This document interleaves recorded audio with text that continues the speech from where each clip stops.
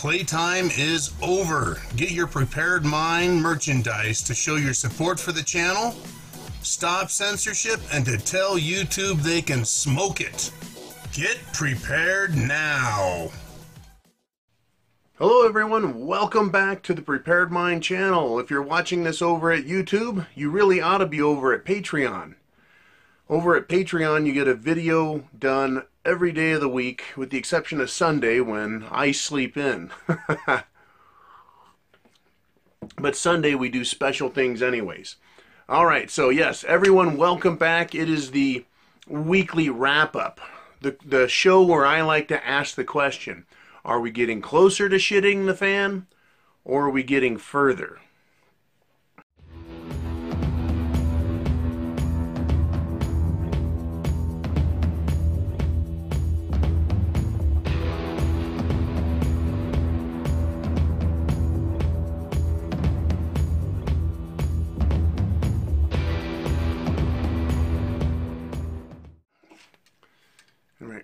Before we get into the big meat and the big gnarly potatoes, I wanted to say thank you to everybody for contributing to my Scotch fund. I've gotten a couple donations. That was really nice, you guys. Thanks much. Anyways, here we are. I say we're closer to shit hitting the fan. And you're like, yeah, no shit, John. You know, the stock market took a dump. Right. Yes, it did. But we'll get to that. But I wanted to start with thievery. When times are tight, when resources are scarce, people who are desperate tend to steal more. People who are sneaky or creative in a way that you wouldn't appreciate, they tend to be more, let's just use the word, they're more aggressive, right? They take more risks. So what are we seeing? We're continuing to see that happening in the world of crypto theft. Cryptocurrencies are being stolen at a more and more prodigious rate. Right? I think 10% of all cryptocurrencies have been stolen. I mean, it's incredible. It doesn't get nearly enough press.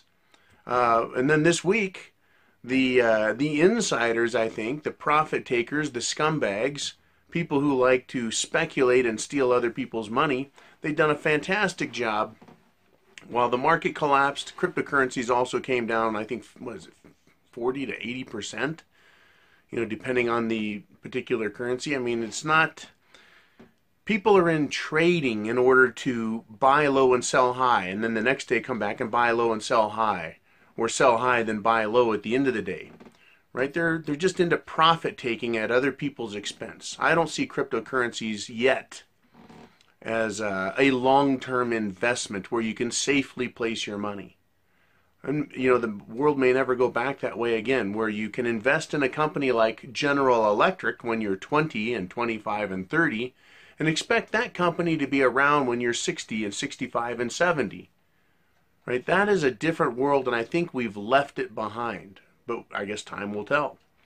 All right, so I did talk about the stock market, right? It took a crap on, well, a little bit last Thursday. Then Friday took a pretty good crap. Monday took a huge one.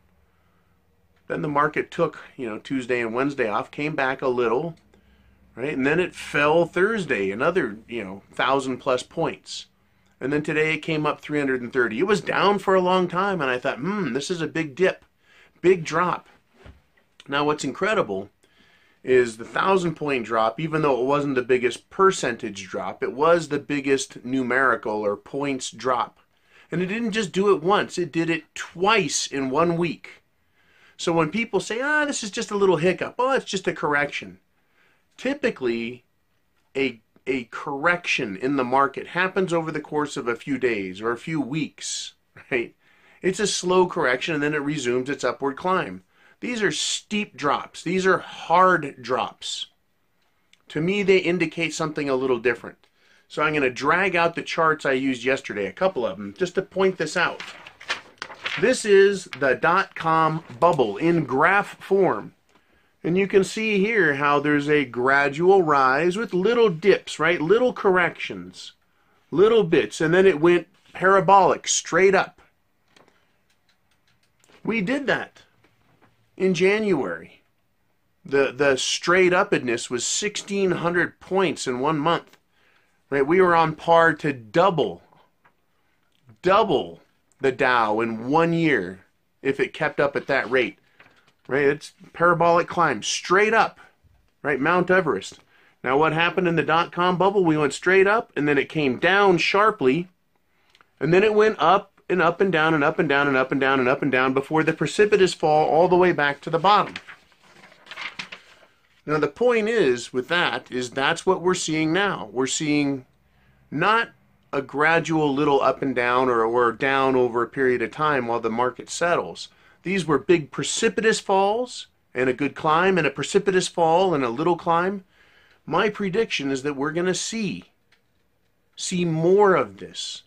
The volatility index, the VIX, is the measurement of people's fear. It's like a fear gauge.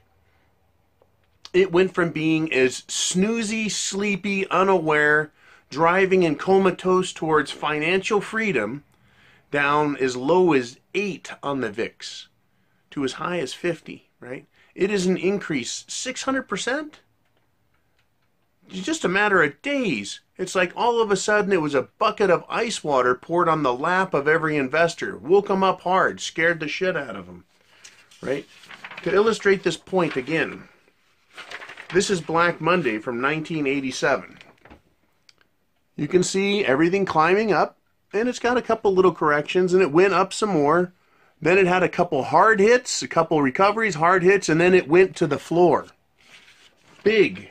When the market moves, and it moves in big pieces, that's an indicator that we're going to have not just a 3% correction. We're talking about a collapse, a crash, and it's happened several times. If you go to Patreon and you sign up there, we talk about these things in depth more over there because this relates to shit hitting the fan. The correction we're looking at now is not a small one. It's not inconsequential. Right? And today was more evidence that, yeah, it can come up a little and it's going to come down hard again.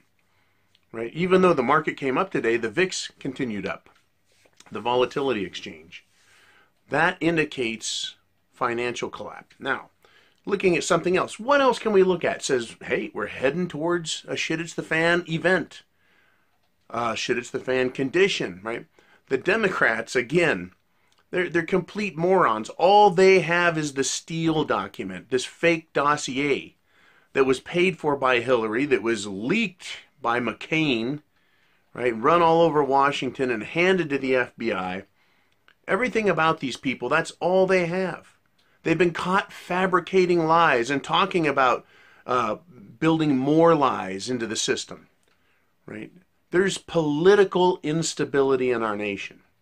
We're not getting unity, right? We're getting instability. Trump is trying to expose criminal behavior, and the Democrats, as a party, are opposing justice.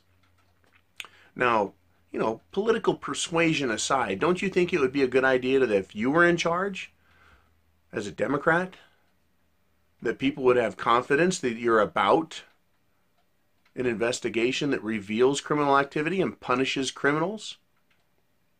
Well, you would think that, but they're not acting like that. This is very partisan, it's very unstable, and it raises shit it's the fan potential.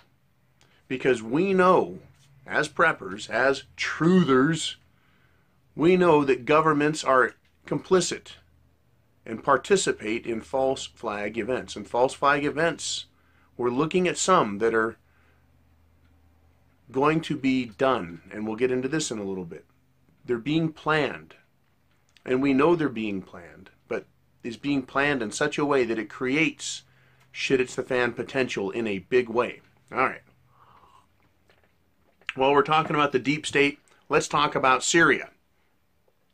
They're pushing this narrative that sarin gas is being used and that chlorine gas is being used over there and that the U.S. needs to get in there. They're trying to destabilize the region. We're trying to say things are bad. Well, it turns out every time chemical gas is used, it's actually used by the CIA-created terrorists, ISIS, Al-Qaeda types. right? They are the ones who are using it against people, and then the press, who are complicit with them and the deep state, they show up to cover it and say, look what Assad is doing, right? We need to get him out of there. But more and more other nations are going to the side of anti-terrorism, anti-freedom fighters, right? By labeling these terrorists, these ISIS people, as the Free Syrian Army, the press tries to make it sound like they're the good guys, like they're patriots, when in fact it's a coup attempt. It is to me, and it should be to you and everyone else, that it's completely transparent. The war in Syria is about oil and getting it through that region, through Syria and up into Europe, to compete with Russia and their pipeline. So Russia does have, they got a dog in the fight. They want to protect their economics, but at the same time, this should be about something known as sovereignty.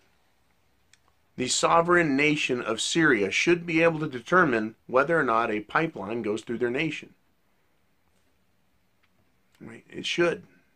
It shouldn't have a giant fascist government trying to destroy them in order to get their will. Other nations are siding with Russia because they're siding against the terrorists. Now here's the thing. Terrorists, if you're against them, that should be meaning you're an ally of the United States. But instead, in order to fight terrorism, you need to be anti-U.S. in your foreign policy. So France, for example, is now siding with Russia. And like World War I and like World War II, things were going on in Europe, in the Middle East, and it was about resources. As economies slow down, things like food, things like oil or energy, they become a resource that creates stability. And when they start losing those resources, they start losing stability, and we move closer to war, closer to shit hitting the fan. Very dangerous situation. Now, I want to talk about misinformation. There's an information war out there.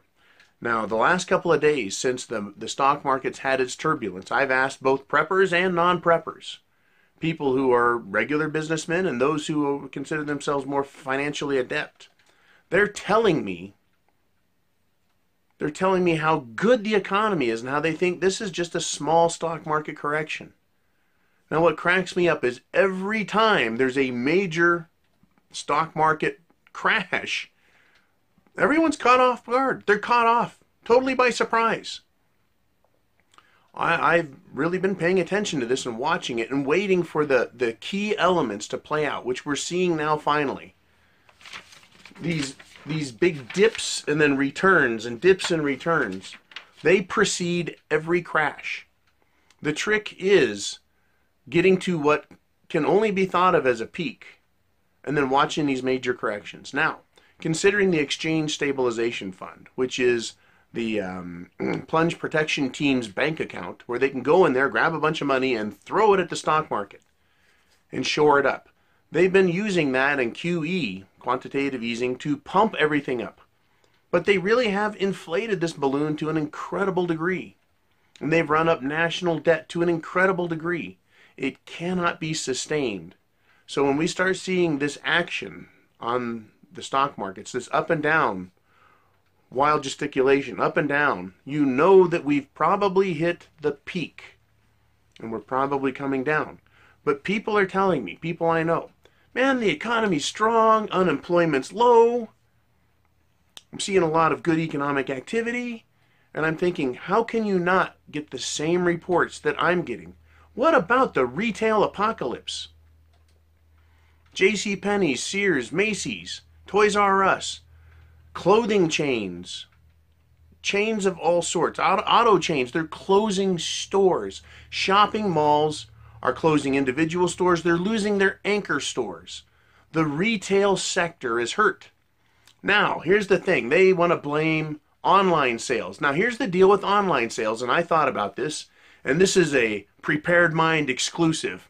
If you're not getting in your automobile and wearing your tires out and burning your gas to go to the shopping mall to buy things, then you as a retail person, right? A consumer. You should have even more money to spend online, but online sales are not overcoming the gap or the loss that's being seen in retail. People are going into debt higher than ever, and they're spending less. Not enough, not as much as last year. What's that telling us? They just don't have the money. And the money they save by not spending gas, right? Not wearing their, wearing their automobiles out. That money that they're saving still isn't enough to match what they spent last year and the year before and the year before.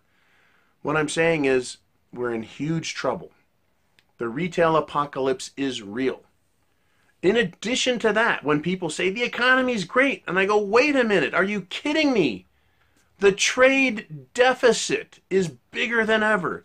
That is, more of our dollars are going overseas. Overseas. We're giving our money to other countries to produce things that we could produce here. We could have factories here making products in America for Americans to buy and keeping our money home. And I try not to argue things like unemployment with people. To talk about how it's calculated, how the changes have been made. How it just shows that people are leaving the workforce and they're not being counted as unemployed. They're not in the workforce anymore. The participation rate is what it's called. That is going, the participation rate as a percentage of U.S. Citizens is going way up. Closer and closer and closer to shit hitting the fan. Right? Now, while we talk about the economy, right? The misinformation, the information war out there. General Electric, it's being banted about that GE could file bankruptcy. It's possible. In addition to that, other Fortune 500 companies are getting hurt. Caterpillar. Caterpillar is indicative of earth-moving equipment, not just for mining, where we get a lot of raw materials, but also construction. That means housing, development, roads and highways. If their sales aren't growing and increasing, then we know we're seeing a retraction. Right? People are fixing older equipment, trying to make it last longer, trying to save money. Right? Things are getting slower. In addition to that, the U.S. credit rating was downgraded by the Chinese. Okay, so we're seeing nothing but trouble, and there's a huge misinformation war, and a huge info war. That tells me we're getting closer to shit hitting the fan because the Americans can't be told the truth about the real condition of what's going on. If you think back to the 2007 to 8 crash, Ben Bernanke, then chairman of the Federal Reserve, came out just months before the crash and said, oh man, we've got no problem, economy's great, no sign of a recession, there's no bubble, there's no issues, just keep doing what you're doing, folks. And lo and behold, pow. Right? Crazy world. Now, this week again, budget shut down. Governments, right, our government, U.S. government was threatened. We're going to shut it down, and apparently Trump said something like he doesn't care, go for it, or whatever. He chided them back. But it was a threat. Trump called their bluff. They went to the end. Yeah, it got put through. Right? But politics, there's power struggles there. And these games they play can result in chaos. It can result in war. It can result in economic collapse. And the more I see political infighting, the weaker our country looks. It is weaker, but it also looks weaker to who? Our nation's enemies, whether they are foreign or domestic, meaning could be Antifa, or it could be domestic terrorists that were imported by the Obama administration under the guise of some sort of dreamers giveaway, right? Bringing people from other country and promising them our rights. Or it could be foreign terrorists. It could be cyber terrorists. These people don't love us, regardless of who trained them and who is funding them. They have no problem hurting us. And the worse or weaker our country looks, the more certain our enemies are going to be that actions they take will have a bigger effect. Pouring gasoline on a fire, in other words. Shit hits the fan, you bet. These people want it, and they will take advantage of every situation. And to finish this off, the pièce de résistance is this QAnon phenomenon. This Q organization program, whatever QAnon is, right? It releases information, is directing people to take a look at certain things. And as they look at these certain things, they see truths in there. They see facts. They see how, right, how things are working, what's going on.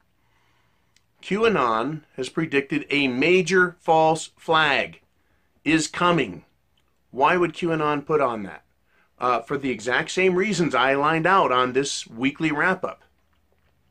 Shit is coming. It's coming down. We now have indicators that are showing us. And I went into this in detail yesterday. How when this happens, when we peak out and we start bumping up and down, a lot of volatility, we've got anywhere from 6 weeks, 6 months or so, before we get the major crash. That is, the fuse is lit. And QAnon is talking about it also. There's a major false flag. Maybe it's just a threat, or maybe it's guaranteed. That I don't know, but I got to tell you that I am ready. You should be ready, because chance favors the prepared mind. Get your food, shelter, clothing, medicine, right? Means of self-defense, everything you can. Information also. The plan is key. The plan is key. Over at the preparedmind.club, get over there if you're not ready. See if we have anything that you need that you don't have yet. But there's also information over there, Prepper Connect. Whatever it is that you don't have, check out the preparedmind.club first. See if we have it. See if we can help you. You can get advice there from people. Right? It's your resource. You guys pay for it. So thanks again for supporting the Prepared Mind channel. And once again, man, we are closer than ever. And now we're getting some big indicators that are coming through.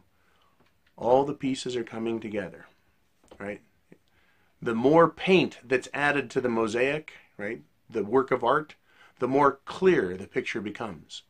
And it's starting to look crystal clear to a guy like me. For most Americans, they won't see it until it's too late. Right? It's going to be too late for them. But as a prepper, you need to be ready ahead of time. Because chance favors the prepared mind, is yours. Semper Fi and Godspeed to you.